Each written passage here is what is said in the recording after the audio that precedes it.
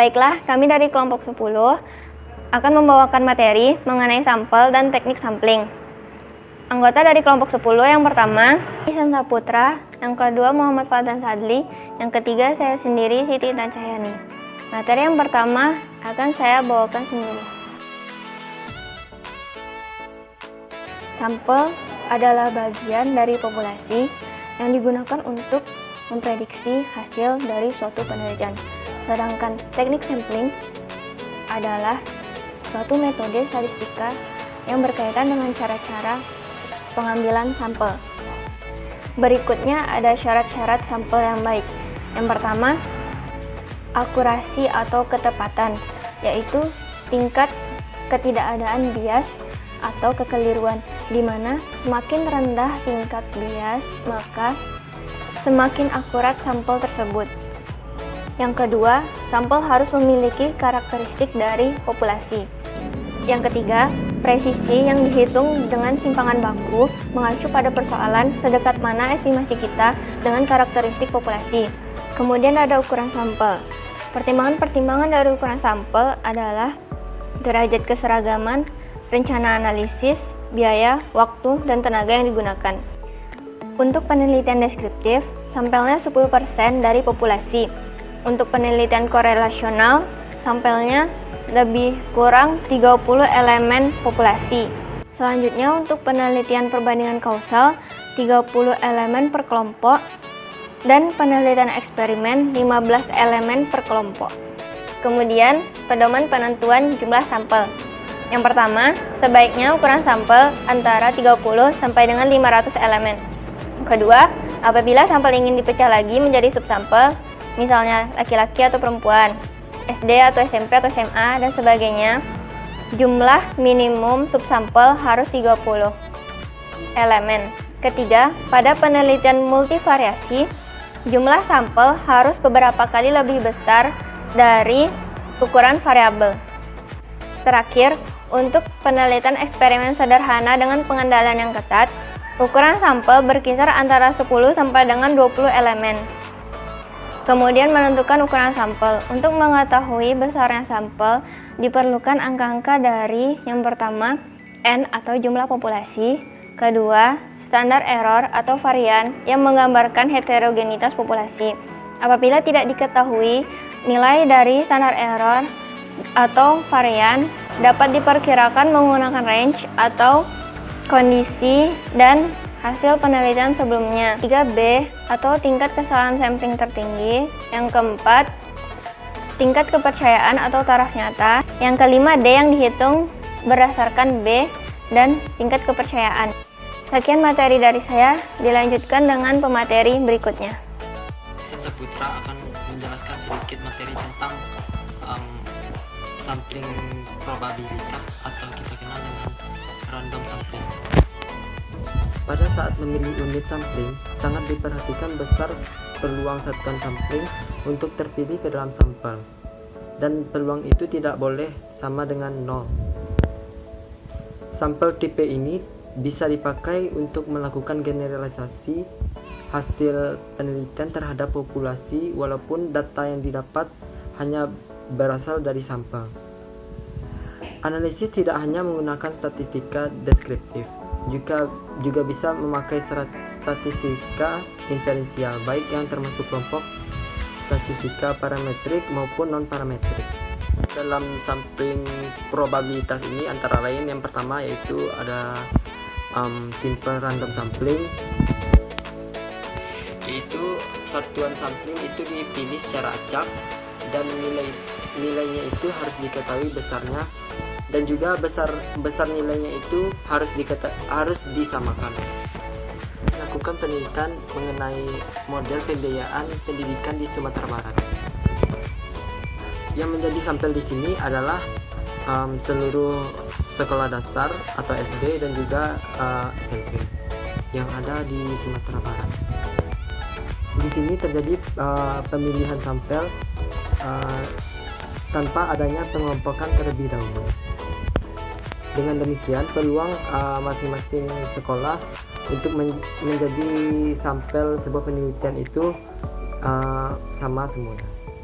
kedua ada stratified random sampling, yaitu populasi dibagi ke dalam subpopulasi atau strata dengan tujuan membentuk subpopulasi yang di dalamnya membentuk satuan-satuan sampling yang memiliki nilai variabel yang tidak terlalu bervariasi atau tidak terlalu sama semuanya. Nah, dari setiap stratum dipilih sampel melalui proses simple random sampling.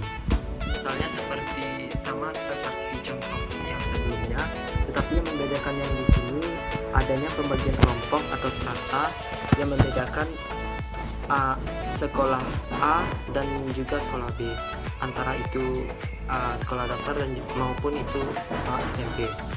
Adanya tingkatan sekolah yang mahal, yang sedang dan juga yang lumayan murah. Kemudian dari masing-masing strata dipilih sekolah dengan teknik simple random sampling. Ada cluster random sampling.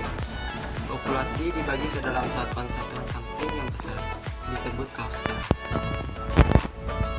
Berbeda dengan pembentukan strata, satuan sampling yang ada di dalam setiap cluster harus relatif heterogen. Pemilihan dilakukan beberapa tingkat. Yang pertama ada memilih cluster dengan cara sampling random sampling. Yang kedua ada memilih satuan sampling dengan cluster.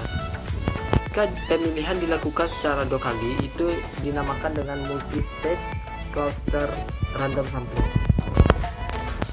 Misalnya pada penelitian yang sama yang tadi antara sekolah SD dan juga SMP, dikarenakan wilayah Sumatera Barat itu yang luas, jadi dipilih salah satu sekolah yang ada di kabupaten maupun itu kota dan juga kabupaten yang ada di Sumatera Barat. Jadi dipilih sekolah yang ada di daerah tersebut. Itu dinamakan dengan cluster yang pertama secara random. Dari kabupaten terpilih dilakukan pemilihan lagi, yaitu kecamatan-kecamatan tertentu dengan cara random sampel cluster yang kedua. Selanjutnya dari kabupaten-kabupaten tersebut dipilihlah masing-masing dari kecamatan-kecamatan yang ada di daerah masing-masing.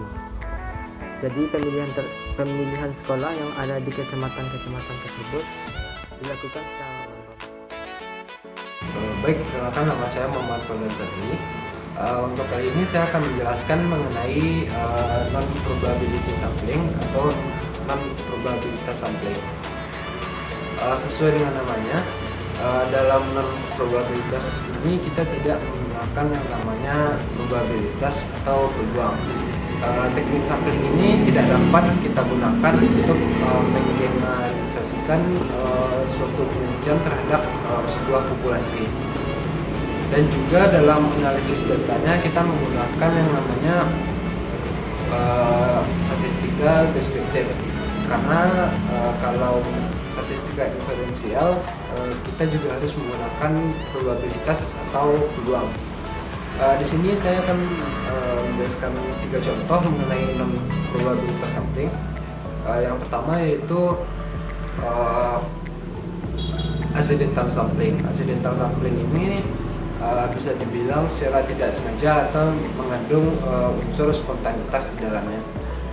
Contohnya saat kita ingin melakukan sebuah penelitian, kita menemukan orang atau sampel yang sesuai dengan karakteristik yang ingin kita teliti. Jadi kita bisa langsung menanyakan atau mewawancari orang tersebut. Yang kedua yaitu snowball sampling. Snowball sampling ini juga bisa dibilang sebagai teknik sampling berantai. Sebagai contoh, misalkan kita ingin melakukan penelitian mengenai sosialisasi yang efektif untuk mahasiswa. Yang pertama saya mengambil sampel contohnya ketua BEM. Lalu ketua BEM ini menyarankan untuk mengambil informasi dari beberapa jajarannya seperti sekretaris, bendahara, dan lain-lainnya. Lalu selanjutnya yang ketiga yaitu purposive sampling. Dalam purposive sampling ini satuan sampling dipilih berdasarkan pertimbangan tertentu dengan tujuan untuk memperoleh sampel yang sesuai dengan karakteristik. Di sini saya mengambil contoh sebuah penelitian sebuah penelitian mengenai pengelolaan pendidikan yang bertujuan untuk melihat daya saing SMA. Dan sebagai contoh dalam tahap awal kita bisa mengambil sampel yang dipilih dari beberapa siswa SMA yang memiliki nilai UAN atau UN yang terbaik. Jadi bisa dibilang kalau dalam purposive sampling ini dipakai karena sedikit orang yang mampu atau ahli di bidang yang akan kita teliti tersebut. Baik, mungkin sekian materi yang dapat saya sampaikan. Terima kasih.